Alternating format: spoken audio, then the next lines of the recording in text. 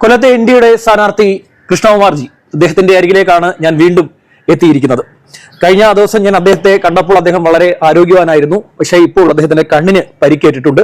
എങ്ങനെയാ പരിക്കേറ്റു എന്നുള്ള കാര്യങ്ങളൊക്കെ ഒന്ന് ചോദിച്ചറിയാം. ഇന്ന് അദ്ദേഹത്തിന്റെ റോഡ് ഷോ ഉണ്ടായിരുന്നു. അണ്ണാമലയുടെ ഒപ്പമായിരുന്നു അദ്ദേഹത്തിന്റെ റോഡ് ഷോ. വളരെ മനോഹരമായിരുന്നു.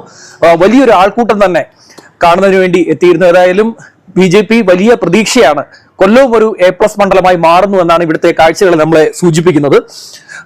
എന്താ പറ്റിയേ കണ്ണിന്? അതാണ് എനിക്ക് ആദ്യം അറിയേണ്ടത്. ഇത് കുണ്ടറ ഭാഗത്തായിരുന്നു നമ്മുടെ ഈ സ്വീകരണം നടന്നുകൊണ്ടിരുന്നത്. അപ്പോൾ ഈ കുണ്ടറയുടെ പ്രത്യേകത എന്ന് വെച്ച് കഴിഞ്ഞാൽ ഭയങ്കരമായ ആൾക്കാരുടെ പങ്കാളിത്തമുള്ള ഒരു സ്ഥലമാണ്. അത് നമ്മുടെ പ്രവർത്തനം എന്ന് വെച്ചാൽ തീവ്രമായി പ്രവർത്തിക്കും അവിടെ. അവർക്ക് വീലും മഴയൊന്നും പ്രശ്നമല്ല.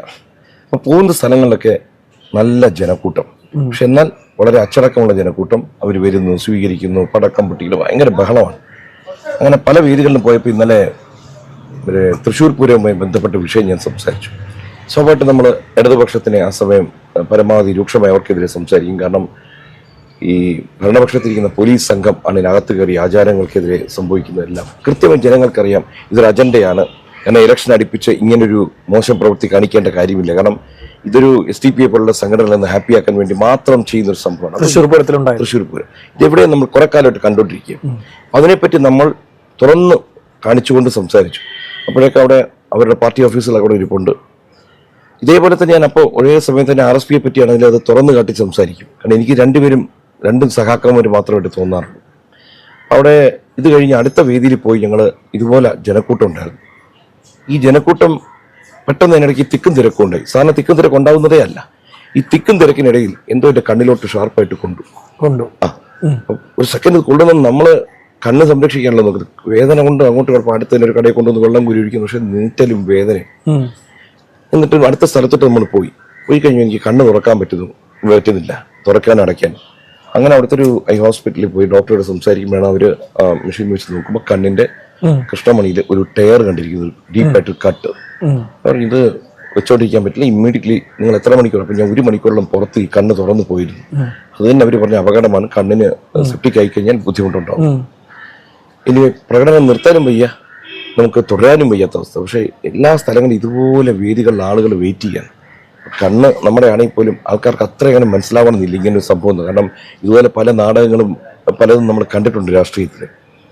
ഇനി അവിടെ നിന്ന് നമ്മൾ ഈ ഹോസ്പിറ്റലിൽ വെച്ച് കെട്ടിയിട്ട് ഈ 15 സ്വീകരണങ്ങൾ ബാക്കിയുണ്ടായിരുന്നു. അതും കഴിഞ്ഞ് രാത്രി വീണ്ടും ബെൻസർ ഹോസ്പിറ്റലിലോട്ട് പോകേണ്ടി വരും. കാരണം ഞാൻ ഒരുമാതിരിയൊക്കെ വേദന സഹിക്കുന്ന ഒരാളാണ്. പക്ഷെ ഒരു പരിധിക്കപ്പുറം വരുമ്പോൾ വേദന താങ്ങാൻ പറ്റും. കണ്ണിനാണ്. അപ്പോഴാണ് അവിടുത്തെ ഡോക്ടർ എന്നെ കാര്യം പറഞ്ഞത്, ഈ കണ്ണ് തുറന്നിരിക്കുമ്പോൾ ഇപ്പുറത്തെ കണ്ണും വർക്ക് ചെയ്തുകൊണ്ടിരിക്കും, നമ്മൾ അടയുന്നതും തിരിയുന്നതനുസരിച്ച്. അപ്പൊ ഈ കീറൽ പോലെ ഉണ്ടല്ലോ, അത് ഒരയുന്നതാണ് ഈ വേദനയുടെ കാരണം.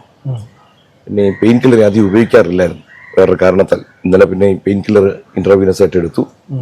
ഇവിടെ ഒന്ന് കിടന്ന് റെസ്റ്റ് എടുത്ത് ഇന്ന് രാവിലെ വീണ്ടും എൻ്റെ അടുത്ത് ഡോക്ടർ 2 ദിവസം ഒരു കാരണവശാലും വെളിച്ചം കണ്ണിൽ അടിക്കരുത്, ഈ കണ്ണിൽ. അപ്പോൾ അതനുസരിച്ച് വർക്ക് ചെയ്യും. പക്ഷെ ചില സമയത്ത് നമ്മൾ ഓർക്കും, നമ്മളെ മനസ്സിൽ വിടും. കാരണം ഇലക്ഷന്റെ ഏറ്റവും ക്രൂഷ്യൽ 3 ഡേയ്സ്, ഇത്രയും ദിവസം നമ്മൾ ചെയ്ത മണിക്കൂറുകൾ ബാക്കി. ഇപ്പൊ ചെയ്തില്ലെങ്കിൽ എന്ത് ഒരു സന്ദേശമായിരിക്കും പുറത്തു പോകുന്നത്. ഇങ്ങനെ ആലോചിച്ചപ്പോഴാണ് ഇന്നാണ് അണ്ണാമലൈ വരുന്ന ദിവസം രാവിലെ അതിമനോഹര അതിശക്തമായ ക്യാമ്പയിനാണ് നടന്നത്. എന്ത് പറ്റുമെന്ന് വെച്ച് പോയി പങ്കെടുത്തു. പക്ഷെ അത് കഴിഞ്ഞ് ഇനിയിപ്പോൾ 4 മണിക്ക് ഇതൊക്കെ മുൻകൂർ നിശ്ചയിച്ച പരിപാടികളാണ്. എന്തെങ്കിലും ആയുധമാണോ കൊണ്ടത്? എന്തുമാവാം. നമ്മുടെ പെട്ടെന്ന് ഒരു സൈഡിൽ നിന്ന് ഒരു ഭയങ്കര ജനക്കൂട്ടം വരുന്നു. അതിനിടയ്ക്ക് പലരും ഇപ്പൊ മാലയിടുന്നു. ഇതിന്റെ കൂട്ടത്തിൽ ഒരു കൈ വന്ന് കൊള്ളുന്നു. കയ്യിൽ എന്താണ് വെച്ചിരിക്കുന്നത് നമുക്ക് അറിയാൻ പറ്റില്ല. മനഃപൂർവ്വം ചെയ്തതാണ് ആവാനല്ലാതെ ഒരു സാധ്യതയില്ല. അല്ല മനഃപൂർവ്വം അല്ലെങ്കിൽ ഒരാള് പറയൂ പറ്റിപ്പോയി, മറ്റേ ഇതൊന്നും അറിയുന്നില്ല. ഈ ചെയ്ത ആൾ അപ്പൊ തന്നെ അവിടെ നിന്ന് സ്ഥലം ആയിരിക്കാം. നമ്മളെപ്പോഴും ഒരിക്കലും ഒരാൾ മനഃപൂർവ്വം ചെയ്യുന്നു ആക്രമിക്കുന്ന നമ്മൾ വിചാരിക്കുന്നില്ലല്ലോ. അതാണ് എന്റെ വിഷയം. അപ്പോഴും പിന്നീടാണ് പറഞ്ഞു തന്നത് അങ്ങനെയല്ല, ഈ പ്രദേശത്തൊക്കെ ഇങ്ങനെയാണ് ഈ പാർട്ടിയുടെ ആൾക്കാർ ചെയ്യുന്നത്, വളരെ സൂക്ഷിക്കേണ്ടതാണ്, നിങ്ങൾ ക്രൗഡിനെ അടുത്ത് കൊണ്ടുവരാൻ സമ്മതിക്കരുത്. പക്ഷെ അതൊന്നും പറ്റില്ല നമുക്ക്. കാരണം എൻ്റെ ഒരു രീതി, ഞാൻ എല്ലാവരെയും ചേർത്ത് പിടിച്ചും കെട്ടിപ്പിടിച്ചും തൊട്ടും പോകുന്ന ഒരു മനുഷ്യനാണ്. ഇന്നലെ പലരും പറഞ്ഞു, ഈ വരുന്ന ദിവസങ്ങളിൽ നിങ്ങൾക്കെതിരെ ആരോപണങ്ങൾ കൊണ്ടുവരാൻ സാധ്യതയുണ്ട്, പ്രത്യേകിച്ച് സ്ത്രീകളെ വെച്ച് പലതും സംഭവിക്കാൻ സാധ്യത, വളരെ കെയർഫുൾ ആയിരിക്കണം. അപ്പോഴേക്കും എനിക്കൊന്നേ പറയാനുള്ളൂ. കാരണം ആരോപണം വരുമല്ല, അങ്ങനെ അപകടം വരുന്നു പറഞ്ഞ് നമുക്ക് എല്ലാത്തിനും അകന്ന് നിൽക്കാനാണെങ്കിൽ. ഈ സന്ദേശ സിനിമയിൽ അങ്ങനെ ഒരു ഡയലോഗ് ഉണ്ടല്ലോ, എതിർ പാർട്ടിയിൽ ഒരു നല്ല ചെറുപ്പക്കാരുണ്ടെങ്കിൽ അവരെ എന്തെങ്കിലും അത് ഒരു ദുഃഖകരമായ സംഭവമാണ്. ഇത് നമ്മള് പരസ്പരം എല്ലാ പാർട്ടികളും നമ്മൾ ആലോചിക്കേണ്ടതെന്ന് വെച്ച് കഴിഞ്ഞാൽ, നമ്മളൊരു ബിലോ ദ ബെൽറ്റ് എന്ന് പറയും, ഒരു ലെവലിന്റെ താഴോട്ട് നമ്മൾ മോശമായി പ്രവർത്തിക്കാൻ പാടില്ല. പറയുന്നതിന് യാതൊരു കുഴപ്പമില്ല. ഇപ്പം എൻ്റെ പാർട്ടി വിമർശിക്കാം, എന്നെ വിമർശിക്കാം, അതൊക്കെ എൻ്റെ ഭാഗമാണ്. പക്ഷേ ശാരീരികമായുള്ള ഇത്തരം പരിപാടികൾ ചെയ്തതാണെന്നുണ്ടെങ്കിൽ അതാരും ചെയ്യാൻ പാടില്ല എന്നാണ് എൻ്റെ ഒരു അതെ എൻ്റെ ഒരു രീതി. ഇന്ന് എങ്ങനെ ഉണ്ടായിരുന്നു റോഡ് ഷോ ഒക്കെ? അണ്ണാമലൈ വന്ന് വലിയ സന്ദേശവും ആളുകളോട് സംസാരിക്കുന്നുണ്ടായിരുന്നു. കാരണം അണ്ണാമലൈ എന്ന് പറഞ്ഞാൽ ഇന്ന് ഭാരതീയ ജനതാ പാർട്ടിയിലെ പ്രധാന നേതാക്കളെല്ലാം കഴിഞ്ഞ് കഴിഞ്ഞാൽ ഒരു സൂപ്പർ സ്റ്റാർ ക്യാമ്പയിനറാണ്. അദ്ദേഹം ആകർഷിക്കുന്ന പോലെ വേറെ ആർക്കും ഇന്ന് ഇന്ത്യയിൽ ആകർഷിക്കാൻ പറ്റില്ല, സൗത്ത് ഇന്ത്യയിൽ പ്രത്യേകിച്ചും. പുള്ളിയൊക്കെ സംസാരിക്കുന്ന കൃത്യമാണ്, ആ രാഷ്ട്രീയ ഭാഷ കൃത്യമായിട്ട്. കാരണം വലിയൊരു പോലീസ് സേനയെ നയിച്ചൊരു വ്യക്തിയാണ്, ഒരു പാർട്ടിയെ നയിച്ചുകൊണ്ട് അറിയാം എങ്ങനെ കൊണ്ടുപോകണമെന്ന് അറിയാം. ഇനി ഞങ്ങൾ തമ്മിൽ നേരത്തെ ഉള്ള ഒരു സൗഹൃദം കിടക്കുന്നു, അതുകൊണ്ടാണ് വിളിച്ചത്. എന്ന് മാത്രം പറയില്ല, സൗഹൃദം കൊണ്ട് നമ്മൾ വിളിക്കാൻ അവസരം കിട്ടുന്നു. പക്ഷെ അതുകൊണ്ട് മറ്റു സ്ഥലങ്ങളിൽ പോകുമ്പോൾ നമുക്കും ഒരു പ്രയോറിറ്റി കിട്ടി. അല്ലെങ്കിൽ ഇന്ന് അദ്ദേഹം പോയത് എനിക്കൊന്ന് ഇന്നലെ പാലക്കാട് പോയി തോന്നുന്നു, അവിടെ നിന്ന് വന്ന് ഇവിടെ തിരുവനന്തപുരത്ത് തോന്നുന്നു. അങ്ങനെയില്ല, പാർട്ടി ആക്ച്വലി എല്ലാവരെയും കൊടുക്കാൻ വേണ്ടി ആഗ്രഹിക്കുന്നത്. അതിൽ തന്നെ പ്രധാനമന്ത്രി അമിത്ഷാജി ഇവരൊക്കെ ഒരു വിഭാഗം വേറെ ഇങ്ങനെ ഒരു ടീമിനെ തന്നെ സെറ്റ് ചെയ്തിട്ടുണ്ട്. അതുകൊണ്ട് ഭാരതീയ ജനതാ പാർട്ടി സൗത്തിലോട്ട് പ്രത്യേകിച്ച് വളരെയധികം കോൺസെൻട്രേറ്റ് ചെയ്തു, മോഡിക്ക് നേരിട്ടു. അതിന്റെ ഭാഗമാണ് എല്ലാവരും. കൊല്ലത്തെ ഇപ്പൊ നിലവിലൊരു സാഹചര്യം എങ്ങനെയുണ്ട്? ഒരു വിജയത്തിലേക്ക് പോകുന്നുണ്ടോ? കാരണം ഇതിനകത്ത് നമുക്ക് ഇലക്ഷൻ എന്ന് പറയുമ്പോഴത്തെ എല്ലാ സ്ഥാനാർത്ഥികൾക്കും ജയിക്കാനാണ് ആഗ്രഹം, ജയിക്കുന്നുള്ള ഫീൽ അവർക്ക് കിട്ടിക്കൊണ്ടിരിക്കുകയും ചെയ്യും. അത് വേറൊരു സത്യാവസ്ഥ. പക്ഷേ കൊല്ലത്ത് BJPയുടെ പ്രത്യേകത എന്ന് വെച്ച് കഴിഞ്ഞാൽ നിങ്ങൾക്കറിയാം, കഴിഞ്ഞ തവണയൊക്കെ 1,00,000 വോട്ട് മാത്രം കിട്ടിയൊരു പാർട്ടി. പ്രധാന എതിരാളിയായ പ്രേമചന്ദ്രൻ 5 ലക്ഷം, 4 ലക്ഷം വ്യത്യാസമുള്ള സ്ഥലത്ത്, ആർക്കൊരു സാധ്യത പോലും കൽപ്പിക്കാൻ പറ്റാത്തൊരു സ്ഥലത്ത് അസാധ്യമെന്ന് വിചാരിച്ചെടുത്താണ് നമ്മൾ ഇന്ന് വിജയത്തിലോട്ട് നീങ്ങുന്നത്. ഇതിന്റെ പ്രധാന കാരണം ഇരു മുന്നണികളും തന്നെയാണ് ഇതുവരെ ഒന്നും ചെയ്തില്ല. വോട്ടേഴ്സിന് ഒരു ഓപ്ഷൻ പോലും ഇതുവരെ ഇല്ലായിരുന്നു. ഇന്ന് അവർക്ക് Bharatiya Janata party correct calculate സ്ഥാനാർത്ഥി അയച്ചിരിക്കുന്ന ഒരു എക്സലന്റ് ഓപ്ഷൻ കിട്ടിയിരിക്കുന്നു. ജനം പറയുന്നതാണ്, ഞാൻ സ്വയം പറയാൻ പാടില്ല. അപ്പൊ അങ്ങനെ വരുമ്പോഴത്തേക്ക് ഇരു കൂട്ടരുടെ വെറുപ്പ്, ഇരു മുന്നണിയിൽ നിന്നും വോട്ട് വരും. ഇതാണ് സംഭവിക്കുന്നത്. മാത്രമല്ല നരേന്ദ്രമോദിയുടെ വികസന പദ്ധതികളിൽ ഒരു സെക്കൻഡ് നമ്മൾ വോട്ട് ചോദിച്ചു പോകുന്ന വീടുകളിൽ പ്രത്യേകിച്ച് എന്നെ അത്ഭുതപ്പെടുത്തിയത് കടപ്പുറം മേഖല. ഇവിടെ അടുത്ത് തന്നെ വാടി കടപ്പുറം. സാധാരണ നമ്മളൊക്കെ വിചാരിച്ചെന്താ അവിടെ നമുക്ക് വോട്ടേ കിട്ടത്തില്ല. പക്ഷെ എനിക്ക് ഏറ്റവും ഇഷ്ടം എപ്പോഴും വോട്ട് ഇല്ലാത്ത മേഖലകളിൽ പോയി വർക്ക് ചെയ്യുക. മറ്റു വോട്ട് കൺഫേംഡ് ആണ്, അവിടെ നമ്മൾ കുറയ്ക്കുക, വോട്ടില്ലാത്തടത്ത് കൂട്ടുക.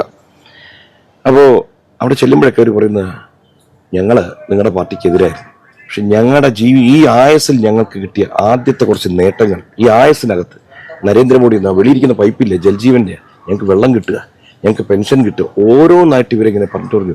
ഞങ്ങള് ഭയങ്കര ദൈവവിശ്വാസികളാണ്, ഞങ്ങൾക്ക് ചതിക്കാൻ പറ്റില്ല, ഞങ്ങൾക്ക് കിട്ടിയത് ഇതാണെന്ന് ഞങ്ങൾക്കറിയാം, ആര് തന്നു, അതുകൊണ്ട് നിങ്ങൾക്ക് ആ വോട്ട് എന്ന് പറഞ്ഞ് കേൾക്കുന്നുണ്ടല്ലോ. ഇതാണ് മാറ്റം എന്ന് പറയുന്നത്. കാരണം നന്മ ചെയ്ത് അത് വാങ്ങിയവരെ അക്സെപ്റ്റ് ചെയ്ത് ഉപകാരസ്മരണയോടെ നമ്മുടെ അടുത്ത് പറയുന്നു ഇത്തവണ ഞങ്ങൾ മാറി ചിന്തിക്കും. അവിടെയാണ് ഈ M മുകേഷ് എന്ന LDFന്റെ സ്ഥാനാർത്ഥിയെ തടഞ്ഞു വെച്ച സ്ഥലമാണ് സാറ് പറയുന്ന സ്ഥലം ഈ സമയത്ത്. കാരണം നമ്മളൊരു കാര്യം ചെയ്യണം, ഇവരൊക്കെ ഈ സാധു ജനങ്ങൾ നമ്മുടെ അടുത്ത് ചെല്ലുമ്പോൾ വലിയ കാര്യങ്ങളൊന്നുമല്ല ചോദിക്കുന്നത്, ചന്ദ്രനെ പിടിച്ചിടണമെന്നല്ല, വളരെ ചെറിയ അവരുടെ ജീവിതത്തിലെ ബേസിക് നീഡ്സ് അതേ അവർ ചോദിക്കുന്നുള്ളൂ. അല്ലാതെ വേറെ ഒന്നുമല്ല ചോദിക്കുന്നത്. വീടിന്റെ കാര്യം പറയുന്നു, വീട് കൊടുക്കാൻ പ്രൈം മിനിസ്റ്റേഴ്സ് ആവാസ് യോജന ഉണ്ട്, ലൈഫ് മിഷൻ എന്ന് പറഞ്ഞ് തടഞ്ഞു വെച്ചിരിക്കുന്നു. ഓരോ കാരണങ്ങൾ നമ്മൾ ഓർക്കണം. ആയുഷ് കാർഡ് എന്ന് പറഞ്ഞ് പല ആശുപത്രികളിലും ചികിത്സ കൊടുക്കാതെ നിഷേധിക്കുന്നു. ഈ കാർഡ് ഉണ്ടായിട്ടും എന്തിനാണ്? നരേന്ദ്രമോദി കൊടുക്കുന്ന പദ്ധതി അത് ആൾക്കാർ കിട്ടിക്കഴിഞ്ഞാൽ നല്ല പേര് അദ്ദേഹത്തിന് പോകുമോ, BJPക്ക് പോകുമോ എന്ന് ഭയന്നിട്ടാണ് ഈ തടയുന്നത്. അതിക്രൂരമായ തെറ്റാണ് ഈ ചെയ്യുന്നത്. പക്ഷെ ഇത് മാറി വരും, ജനമനസ്സുകളിൽ ഇത് കയറിക്കഴിഞ്ഞു. ഇതിന്റെ റിയാക്ഷനാണ് ഞാൻ നേരത്തെ പറഞ്ഞു ഈ ഇലക്ഷനിൽ വരാൻ പോകുന്നത്. എത്ര % വോട്ടാണ് സ്വിങ് ചെയ്യാൻ പോകുന്നത് ആർക്കും അറിയുന്നില്ല. അടിവഴി കളക്കാൻ സംവിധാനമില്ല നമുക്ക്. അപ്പോൾ ആശംസകൾ നേരുകയാണ് വീണ്ടും. ഒപ്പം ഒരു മുന്നറിയിപ്പ് കൂടി തരുന്നു, ശ്രദ്ധിക്കണം, വലിയ ശത്രുക്കളൊക്കെ ഉണ്ടെന്ന് തോന്നുന്നു. നമ്മൾ ശ്രദ്ധിക്കണം. കാരണം വെച്ചാൽ ശത്രു പോലും ഞാൻ പറയും നമ്മുടെ വളർച്ച അളക്കണമെങ്കിൽ ശത്രുവിന്റെ ശക്തി പോലെയാണ്. ശത്രു എത്രയുണ്ടോ അത്രയും നമ്മൾ വളർന്നു തന്നെ അർത്ഥം. അതുകൊണ്ട് എല്ലാം നല്ലതിനാണ്. ചില സമയം വേദന എടുക്കേണ്ടി വരും. ചിലപ്പോൾ ഈ നോ പെയിൻ നോ ഗെയിൻ എന്ന് പറയും. ദൈവം എന്തോ തരുന്നതിന് മുൻപ് ഒരളവ് വേദന കൂടെ തന്നു. അതുകൊണ്ട് ഇതും സ്വീകരിക്കുന്ന 2 കൈ നീട്ടി. കഴിഞ്ഞ തവണ ഞാൻ അദ്ദേഹത്തെ കണ്ടപ്പോൾ അദ്ദേഹം ആരോഗ്യവാനായിരുന്നു, ഞാൻ നേരത്തെ തന്നെ പറഞ്ഞു. അന്നും കാര്യങ്ങൾ സംസാരിച്ചു. വളരെ വ്യക്തമായി കാര്യങ്ങൾ അവതരിപ്പിക്കുന്ന ഒരാളാണ്. കൃത്യമായ പദ്ധതിയും ആശയങ്ങളും ഒക്കെ ഉള്ള ആളാണ് കൃഷ്ണകുമാർജി. അദ്ദേഹത്തെ കൊല്ലക്കാർക്ക് മനസ്സിലാകുമെന്നാണ് ഞാനും കരുതുന്നത്. ക്യാമറാമാൻ പ്രണവനൊപ്പം R ശ്യാംബാബു, ABC മലയാളം. കൂടുതൽ വാർത്തകളും വിശേഷങ്ങളും നിങ്ങളിലേക്ക് എത്താൻ ABC മലയാളം സബ്സ്ക്രൈബ് ചെയ്യുക, ബെൽ ബട്ടണും അമർത്തുക.